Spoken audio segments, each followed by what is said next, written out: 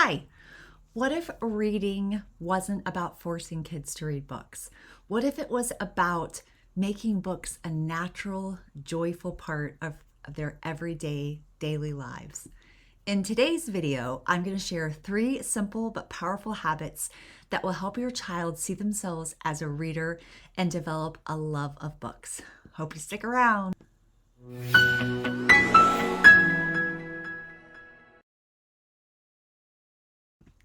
Hi, I'm Trina Debery, and this is Readers in the Making. And this is what you're going to learn today. You're going to learn the daily habits that create lifelong readers. You're going to learn research-backed strategies to help kids love books without pressure. And then I'm going to share a simple 5-minute reading fix for busy parents who need quick solutions. All right, let's get started. So why daily reading habits matter? Let's talk about the research behind lifelong readers. Studies show that kids who see reading as a normal, everyday, enjoyable activity, not as part of a school requirement, but as something that they enjoy and love, they are far more likely to be a lifelong reader. Now, let's talk about why this matters really quick, because I often hear parents and even family members who are like, well, my kid doesn't really love reading. We have some books, but they don't really love it a lot. That's the problem. And then they say things like they will go to college. They have no choice but go to college. Like all of the kids will go to college. And I'm like, if you really care about that, But if you really care about that, you want to really think that through, because if that's what you want for them, if that's the path they have to take, which I personally don't think that kids have to take that path, but let's say you really want that path, they're going to have a lot of reading. They're going to have a lot of reading because you're reading a ton when you're on the college path. And if kids hate it, they're not going to do it as much as they should. They're not going to want to do it. They're not going to be happy about doing it. And that's a long battle with your child when they don't love to read. Homework is not fun. Reading is not fun. Schoolwork is not, none of that is fun when they hate it. So let's get them to love it instead. All right, so the key isn't about how much they read. It's about how they feel about reading. It does matter how much they read through their lifetime. But if they don't like it, they're not going to do it as much. If they love it, they're going to do it a lot more. All right, when books are part of their everyday routine, kids start to identify as readers, which builds confidence and motivation. So think about it. If a child grows up in a home where reading is celebrated, modeled, and easily accessible, they're naturally going to develop a love for books. I often hear parents tell me that they aren't really worried about if their child likes reading, that they are more concerned how they're doing in school and how they test and them going to college, which is like I shared a little earlier. But let me challenge this with, when we love something, when we truly love something, we do it more often. We do it without complaining. We do it without battles or bribes. We do it because we love it. If your child doesn't love it, you have a very long road ahead of you. And I can promise you, it's not going to be easy. And it will take a major toll on your relationship with your child. There came a time in counseling with my son that I realized I had to decide. Did I care more about his school success, or did I care about having a relationship with him? And I chose Jackson, and it made all the difference. So before you end this video, I want you to consider how much easier it will be if your child actually loves to read. So let's dive in. Did you hear something that someone else needs to hear? Definitely share this with a friend, because some people definitely need to hear this. If you heard something you like, give me a like in the comments. I need to know that I'm on the right track. All right, let's dive in. We're going to talk about 3 daily habits that make the biggest impact on your child's reading. Habit number 1, make reading a no pressure, no rules ritual. So many mistakes that parents make is we turn reading into a chore. You have to read for 20 minutes before there's screen time. over structuring things, like kids feel like they're on the clock rather than engaging in a story. When we make it a chore and then we've got like, we got to go, we're moving on, we're going to, soccer, and then we've got to go to basketball, and you got to make sure you do your reading. Okay, let's go. How do we fix it? We choose a daily reading ritual without rules. So instead of making it a task, make it reading a cozy, connected, pressure-free part of their day. So here's an example. Let's cuddle up and read before bed. Instead of saying you have to read for 20 minutes, this gives you a connection that you desire with your child. And this time is, even though this is thought of as a happy and joyful time of love rather than an argument that you have every single night. Let them read however they want. They want to listen to an audiobook? Great. You want to read the same book 10 times? Perfect. Want to flip through pictures instead of reading the words? That's okay too. Why does this work? Because when reading is associated with warmth, comfort, love, and choice, kids look forward to it. Kids when they feel in control, which this increases motivation. No pressure equals more willingness to engage with books. Try this tonight. Create a relaxed reading moment. Light a candle, grab a blanket, let your child pick the book, and enjoy it together. Habit number 2, model reading and make books accessible.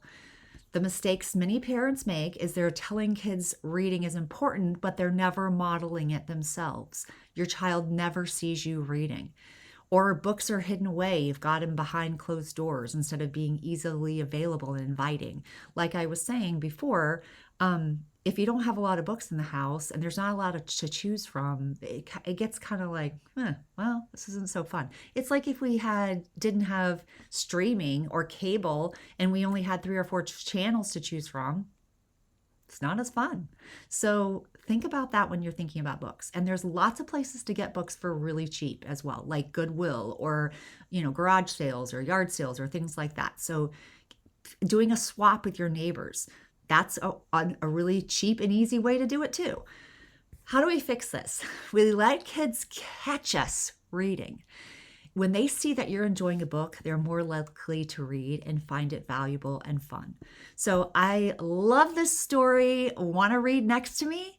I know when I would read in my classroom with my second graders when I was teaching, everything stopped. They wanted to read too. They were so excited. When I snuggled up on the couch and was reading Twilight, not to them, to myself, I wasn't reading to them, they would be so excited that I was reading, that they would get their books and want to snuggle next to me, or they would want to be on the floor around me. And when the timer went off for our time to be up, they were like, no! And I was like, no! Let's read for 5 more minutes. And they're like, yay! And that's what we would do. We want kids to see how much we love it, how much we enjoy it. And I wasn't faking it. I wasn't acting. I really wanted to keep reading. So that's a really important thing. Make books visible and an everyday part of your life. Put books everywhere, in the car, on the coffee table, near their bed, next to the toilet. Yes, it's okay. You can have toilet books. It's all right. It really does make a difference.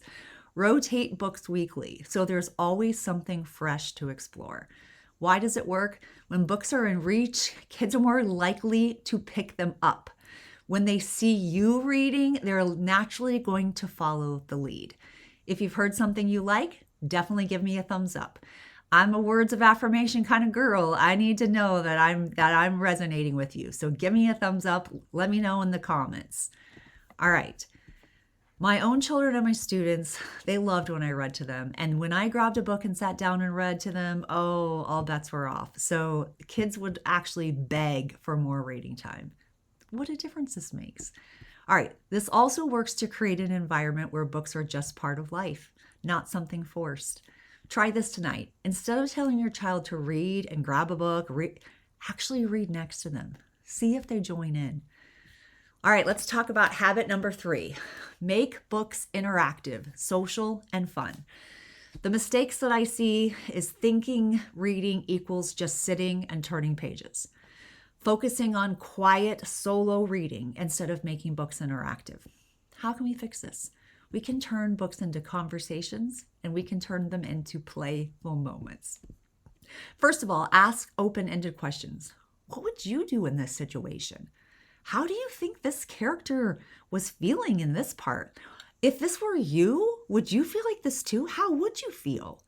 What do you think is going to happen next? How do you know that?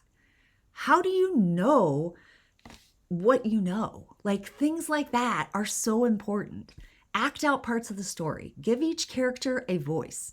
Let them retell the story in their way through drawing or acting or even building it with Legos.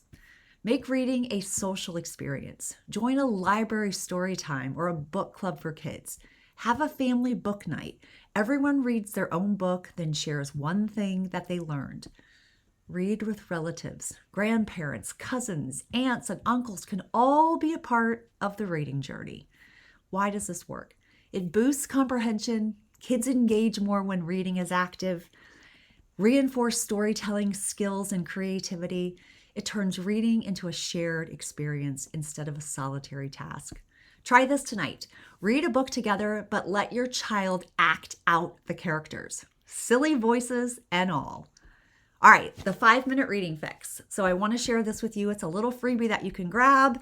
It makes reading easy and stress-free to build your child's confidence. You can grab this 5-minute reading fix. It's quick, actionable strategies to help your child enjoy reading without frustration. It's perfect for busy parents, and I also have one for teachers who need real solutions fast. You can download it in the description below. All right, reading isn't, let's do a final thought. Reading isn't just about books. It's about connection. It's about curiosity. It's about creating habits that make books a natural part of their daily life. Try one of these habits today and let me know how it worked. Drop a comment below. What's your child's favorite book to read? Want more quick and easy reading strategies? Sign up for my newsletter, Readers in the Making, and get access to exclusive tips, book recommendations, and fun reading challenges. You can find that at trinadeveryteachingandlearning.com/newsletter. All one word, newsletter. And don't forget to like this video, to share this video, and to subscribe to this channel so you don't miss a thing. So together, you and I are creating confident, joyful readers. Readers in the Making, one page at a time. Bye for now.